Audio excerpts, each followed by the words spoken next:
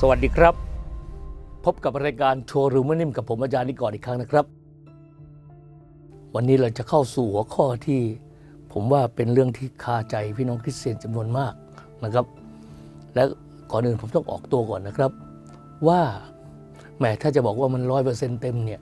มันก็คงไม่ได้ครับเพราะเป็นเรื่องอนาคตศาสตร์ใช่ไหมครับแต่อย่างน้อยผมก็ทำหน้าที่นะครับเท่าที่ได้มีโอกาสศึกษาพระวจนะของพระเจ้าเพื่อจะนำเสนอหัวข้อนี้ถ้าต่อไปนะครับท่านผู้ชมพี่น้องคริสเตียนท่านใดมีข้อมูลที่ทำไมครับที่รู้สึกว่าสมเหตุสมผลมากกว่านี้และสามารถที่จะมาแบ่งปันและก็มาศึกษาด้วยกันได้นะครับหัวข้อที่ผมจะนำเสนอตอนต่อไปนี้ก็คือ666สัญญาณวันสิ้นโลกโอ้โหนี่สนุกมาก666มันคืออะไรมันคือสัญญาณวันสิ้นโลกมันหมายถึงอะไรเราจะมาศึกษากันก่อนอื่นนะครับเราต้องทราบก่อนถ้าเราไม่ทราบเรื่องนี้นะครับ66มันก็จะกระโดดไปนะครับไปถึงเขาเข้า6เลยมันอาจจะไม่รู้เรื่องนะครับเราต้องทราบประเด็นนี้ก่อน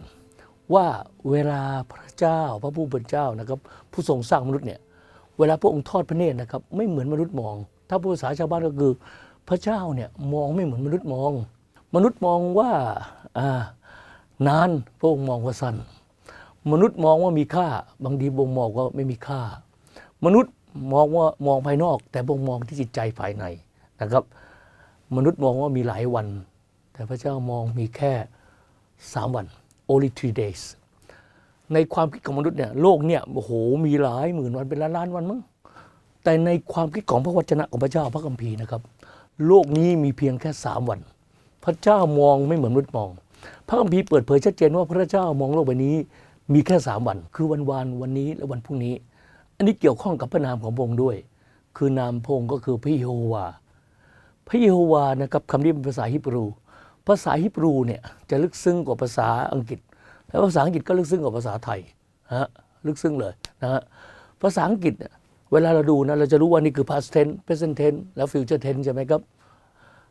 มันเป็นอย่างนั้นแต่ภาษาฮิบรูนะครับคำเดียวนะครับบางทีมันรวมทั้งอะไรครับ past tense present tense และ future tense คำว่าเยโฮวาพระนามของพระเจ้าเนี่ยคำนี้นะครับมีทั้งอดีตปัจจุบันและอนาคตพี่น้องครับดังนั้นเนี่ยวันนี้วันพรุ่งนี้เกี่ยวข้องกับพระนามของพระเจ้าก็คือพระเจ้าไม่เคยเปลี่ยนแปลงวันเป็นยังไงวันนี้ก็เป็นอย่างนี้วันพรุ่งนี้ก็ยังเหมือนเดิมนี่คือพระเจ้าของเราวันคือวันไหนครับ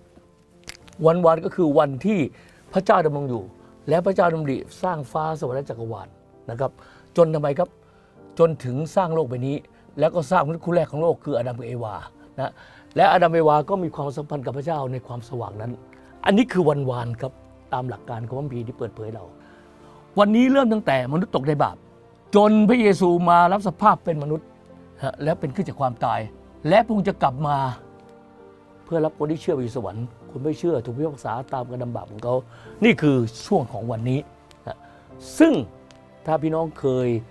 ฟังรายการนะครับหรือดูรายการชวนนิ่มตอนซีซั่น1ซีซั่น2ไปเนี่ยพี่น้องก็จะเห็นภาพชัดว่าพระเจ้ายกตัวอย่างเรื่องง่ายๆฟังนะว่าพระเจ้าเป็นเหมือนดวงอาทิตย์อันนี้สดุดีบทที่84ข้อ11พระเจ้าเป็นดวงอาทิตย์นะฮะดวงอาทิตย์เนี่ยส่องมาที่โลกวันก็คือวันไหนครับวันก็คือวันที่มนุษย์เนี่ยหันหน้ามาหาพระเจ้าอยู่ในความสว่างแต่พอมนุษย์ทำบาปปุ๊บมนุษย์จะอยู่ส่วนนี้ครับคือหันหลังให้กับดวงอะไรครับดวงอาทิตย์คือวันนี้นะวันนี้ดังนั้นวันคือวันแห่งความสว่างวันนี้แหละครับคือวันแห่งความมืดวันแห่งความมืดซึ่งพระคัมภีร์ได้พูดชัดเจนว่าปรากฏการณ์ของมนุษย์ที่ตกอยู่ในความมืดเนี่ยจะมีลักษณะอยู่4ประการด้วยกันประการที่1ครับชินชาในความผิดบาปเริ่มสนุกในความบาปและสร้างแนวทางตัวเองขึ้นมาเองผมพูดอีกครั้งนะครับชินชาในความบาปสนุกในความบาปและตั้งกฎเกณฑ์ของตนเองขึ้นมาแทนกฎเกณฑ์ของพระผู้สร้างอย่างที่2ครับความสัมพันธ์ที่สูญเสียไปเป็นมีการสงครามการทะเลาะการฆ่ากันการขัดเคืองกันอันนี้เป็นปรากฏการณ์ของคนที่ในความมืดอย่างที่3ครับการหลงทางการหลงทิศไม่รู้ว่าชีวิตอยู่ในโลกนี้เพื่ออะไรและอย่างที่4ครับก็คือความตายถ้ามี4อย่างนี้แสดงว่าคนนี้กำลังอยู่ในความมืดอยู่ขณะที่มนุษย์อยู่ในความมืดพระเจ้าได้ส่งใครมาเป็นความสว่างครับ ระคัมภีร์พูดชัดพระเจ้าได้ส่งพระเยซูมาเป็นความสว่างนะพระเยซูมาเป็นความสว่างแห่งโลกแห่งความมืดดังนั้นพระคัมภีร์พูดถึงฮีบรูบทที่1ข้อ1ถึง3บอกว่าพระเยซูเป็นแสงสะท้อนพระสิริของพระบิดาดวงอาทิตย์เปรียบเหมือนพระบิดานะครับพระเยซูเป็นแสงสะท้อนพระองค์เป็นอะไรครับพระองค์ก็เป็นดวงจันทร์ไงดวงจันทร์ที่ส่องสว่างมาในโลกแห่งความมืดนี้เห็นไหมนั้นวันนี้ก็คือวันแห่งความอะไรวันแห่งความมืดนะและคนที่เชื่อพระเยซูทุกคนนะพระองค์หนึ่งก็ออกจากความมืดมาเป็นอะไรครับความสว่างเขาก็เป็นเดอะสตาร์นะครับเป็นดวงดาวส่องสว่างเลยอันนี้คือวันนี้ส่วนวันพรุ่งนี้เนี่ยวันอะไรครับก็คือวันที่พระเยซูเสด็จมาและวันนั้นในโลกนิรันดรกาลจะแบ่งเป็น2 ส่วนนะครับก็คือบึงไฟนรกที่พระเจ้าพิพากษาผีมารซาตานกับอะไรครับแผ่นดินสวรรค์มนุษย์เราจะอยู่บึงไฟนรกหรืออยู่สวรรค์นั่นก็ขึ้นอยู่ที่ว่าเขาตอบสนองต่อข่าวประเสริฐนะครับที่เขาได้ยินได้ฟังยังไงอันนี้สำคัญนะครับพี่น้อง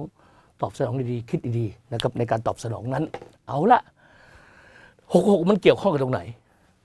พระคัมภีร์ได้พูดชัดเจนครับบอกว่าวันที่พระเยซูเนี่ยเสด็จเข้าในโลกนะครับครั้งแรกนะครับครั้งแรกนะเมื่อ 2,000 ปีที่แล้วเนี่ยพระองค์เสด็จมาเนี่ยนะพระคัมภีร์บอกชัดว่าพระองค์ทำให้ก่อกำเนิดโลกยุคสุดท้ายและพอใกล้พระองค์จะกลับมาหรือการมาครั้งที่2ปีซิสเนี่ยโลกนี้จะปั่นป่วนมากจะมีเหตุการณ์10อย่างที่เกิดขึ้นนะก่อนจะถึงวันพรุ่งนี้เนี่ยจะมีเหตุการณ์10อย่างที่เกิดขึ้นอิสราเอลได้กลับคืนมีคนยืนประตูฆ่าเป็นบุตรตาที่ลงมา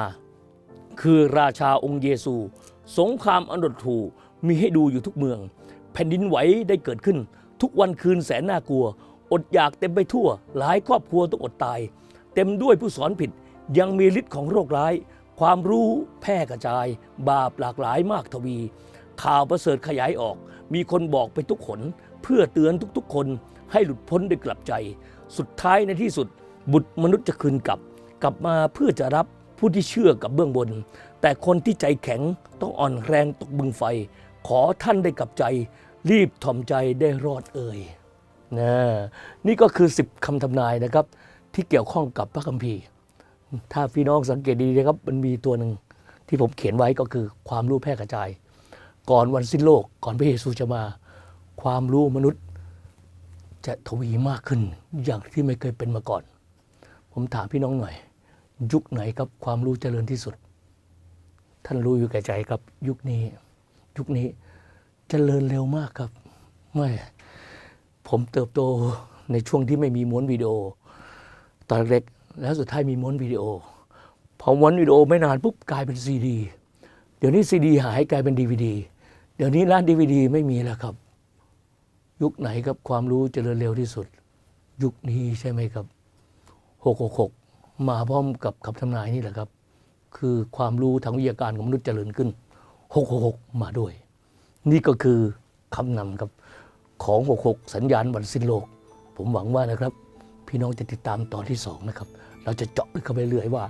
666คืออะไรวันนี้เราได้รู้แล้วว่า666คือหมายสำคัญอย่างหนึ่งก่อนที่พระเยซูจะเสด็จมานะครั้งต่อไปรายการชวนลงมือนิ่มกับผมอาจารย์นิกรจะพาท่านเจาะลึกมากยิ่งขึ้นนะครับสำหรับวันนี้ขอพระเจ้าอวยพรพี่น้องทุกท่านรีบกลับใจนะครับฟังพระข่าวประเสริฐกลับมาหาพระเจ้านะครับขอพระเจ้าอวยพรพี่น้องทุกท่านครับสวัสดีครับ